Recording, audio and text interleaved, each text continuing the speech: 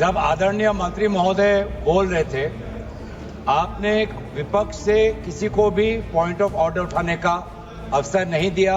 मंत्री महोदय बिना किसी पॉइंट ऑफ ऑर्डर के बिना उन्होंने अपनी बात रखी। वही संरक्षण आप मुझे दे। देखिए, शुरू हो गया सर। आप दे रहे अनुमति, आप अनुमति दे रहे हैं सर।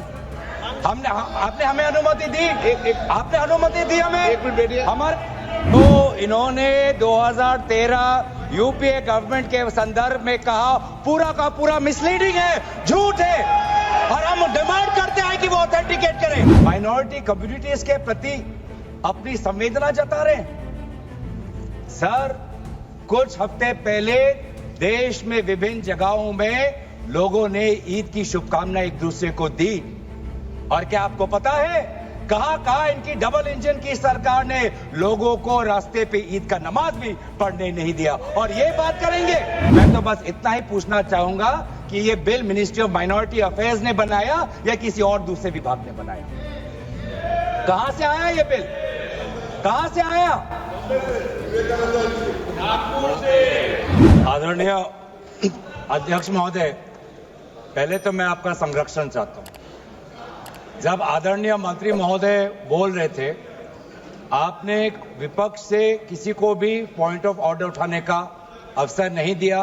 मंत्री महोदय बिना किसी पॉइंट ऑफ ऑर्डर के बिना उन्होंने अपनी बात रखी। वही संरक्षण आप मुझे दे, मैं वही अपेक्षा करता हूं। मंत्री महोदय ने अपनी पूरी बात रखी, आपने उनको कुछ नहीं कहा। उन्होंने राजनीतिक आरोप लगाए, उन्होंने हाउस को मिसलीड किया, आपने सुना। वही संरक्षण। एक बात है गौरव जी, आप हमेशा सदन पर ये कैसे आरोप लगा सकते हैं कि आपने उनको कुछ नहीं कहा? मैंने फिर कहा आपको, इस सदन में, प्लीज बैठिए, इस सदन में संसदीय व्यवस्था के अनुसार सबको समय आवंटित होता है। आवंटित दल का माननीय सदस्य अपनी बात रख सकता है। जब मैंने व्यवस्था दे दी कि कोई माननीय सदस्य बोलेगा, उसके बीच में आज शून्यकाल पॉइंट ऑफ ऑर्डर नहीं दिया जाएगा तो नहीं दिया जाएगा। माननीय गौरव को कहिए। अध्यक्ष, देखिए, शुरू हो गया सर। आप दे रहे अनुमति, आप अनुमति दे रहे हैं सर। आपने हमें अनुमति दी, आपने अनुमति दी हमें। एक मिनट बैठिए। हमारे सर, इन्होंने हम शांति से सुनेंगे। अरे सुनो ना, ये अपना भाषण देने से पहले इन्होंने मिसलीड किया बोला। आप सर, ये कोई तरीका? सर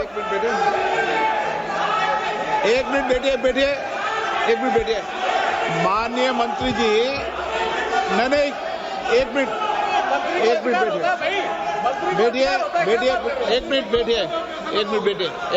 बैठिए। ठीक है, बैठिए। मैंने माननीय मंत्री जी को आपके भाषण के टोकने के लिए अलाउ नहीं किया है। वह आपने तो भाषण शुरू नहीं किया था। नहीं शुरू करने वाले थे। वह दूसरे विषय पर अपनी बात करना चाहते। आपके भाषण को नहीं काट रहे आप। नहीं, आपके भाषण को, वो तो अपनी बात कोई दूसरे विषय पर रखना चाहते हैं। मेरा सर इतना कहना है कि हम लोग शांति से बैठ के सुनेंगे। चर्चा का पूरा टाइम तय हो चुके हैं, हम लोग नोट करेंगे, सबका बात सुनेंगे। मेरा सिर्फ इतना ही अनुरोध है कि जैसे कि माननीय सदस्य कहेंगे कि मैंने मिसलीड किया, तो कौन सा पॉइंट मिसलीड किया वो बता दे। ऐसे आप आरोप ना लगाए, मेरा यही कहना है। आप तर्क बताइए कहां मिसलीड हुआ पॉइंट। अध्यक्ष महोदय, जो इन्होंने 2013 यूपीए गवर्नमेंट के संदर्भ में कहा पूरा का पूरा मिसलीडिंग है, झूठ है, और हम डिमांड करते हैं कि वो ऑथेंटिकेट करें। हम डिमांड करते हैं ऑथेंटिकेट करें। इसीलिए बार बार इन्होंने आरोप लगाए, बार बार इन्होंने भ्रम फैलाया। आप, इसीलिए हम भी अपनी बात रखेंगे। कृपया आप भी सुनने का धैर्य रखिए। अध्यक्ष महोदय, मेरा भी सौभाग्य है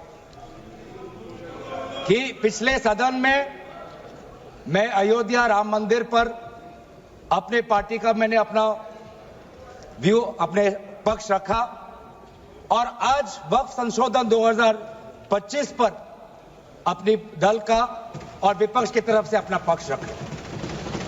और अयोध्या राम मंदिर में भी और आज के वक्त के संशोधन में भी मेरा एक ही मार्गदर्शक है, वो है भारत का संविधान। भारत का संविधान जो कहता है कि हमारा भारत में हर व्यक्ति को सामाजिक, आर्थिक और राजनीतिक न्याय, विचार, अभिव्यक्ति, विश्वास, धर्म और उपासना की स्वतंत्रता और साथ साथ में यह कहता है कि व्यक्ति की गरिमा और राष्ट्र की अखंडता सुनिश्चित करने वाली बंधुता। ये बिल आज इस संविधान के इस जो मूल जो ढांचा है उस पर आक्रमण है और इनकी जो पूरा जो भाषण था वो हमारे संविधान के इस मौलिक अधिकार पर, हमारे संघीय ढांचे पर एक आक्रमण था। आज इस सरकार का इस बिल के द्वारा 4 इनके मूल उद्देश्य है। पहला मूल उद्देश्य है कि संविधान को कमजोर करना, टू डाइल्यूट द कॉन्स्टिट्यूशन। इनका दूसरा उद्देश्य है भ्रम फैलाना, to defame the minority communities of India. इनका तीसरा उद्देश्य है to divide the Indian society. हमेशा एक हमारे बीच में एक लिटिगेशन चलता रहे, मसला और बढ़ता जाए, ये उनका उद्देश्य है। और चौथा इनका उद्देश्य डाइल्यूट, डिफेम, डिवाइड, और चौथा इनका उद्देश्य है to disenfranchise the minority communities. आज माइनॉरिटी कम्युनिटीज के प्रति अपनी संवेदना जता रहे हैं। सर, कुछ हफ्ते पहले देश में विभिन्न जगहों में लोगों ने ईद की शुभकामनाएं एक दूसरे को दी। और क्या आपको पता है कहां इनकी डबल इंजन की सरकार ने लोगों को रास्ते पे ईद का नमाज भी पढ़ने नहीं दिया। और ये बात करेंगे आप अल्पसंख्यकों के प्रति अपनी संवेदना जताते हैं। मैं पूछना चाहता हूं कि आपके लोकसभा में कितने एमपीज अल्पसंख्यक हैं? पहले उसका विवरण दीजिए और फिर हमें बताइए कि आपके दिल में कितना संवेदना है। सर, मेरा तो मैंने जिस दिन भी ये बिल इंट्रोड्यूस हुआ उस दिन भी आदरणीय मंत्री को मैंने सुना और आज भी मैंने उनको सुना। जिस दिन उन्होंने इंट्रोड्यूस किया उस दिन भी अगर आप उनका स्टेटमेंट पढ़े तो उन्होंने कहा कि इसको बिल लाने से पहले बहुत विस्तार रूप से इस बिल की लाने के लिए चर्चा हुई थी। सर, पूरा का पूरा मिसलीडिंग। 2023 में सर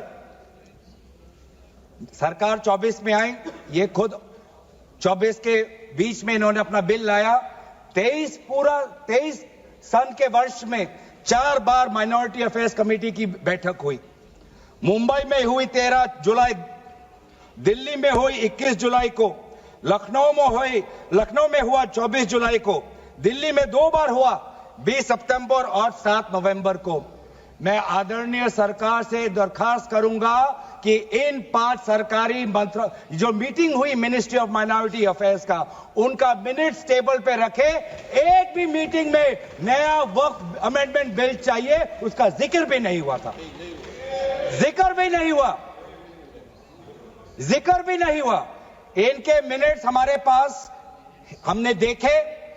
जितने भी बार ministry of minority affairs meeting हुई सब में वापसी पोर्टल को लेकर और विचार विमर्श हुआ था, लेकिन एक भी मीटिंग के माइन्यूट्स में एक भी स्टेटमेंट नहीं है कि हमें एक नया वक्फ अमेंडमेंट बिल चाहिए। तो मैं तो यही पूछना चाहता हूं कि अगर नवंबर 2023 तक मिनिस्ट्री ऑफ माइनॉरिटी अफेयर्स ने यह वाजे भी नहीं समझा कि नया एक बिल लाने की जरूरत है, मैं तो बस इतना ही पूछना चाहूंगा कि यह bill ministry of minority affairs ने बनाया या किसी और दूसरे विभाग ने बनाया? कहां से आया यह बिल? कहां से आया?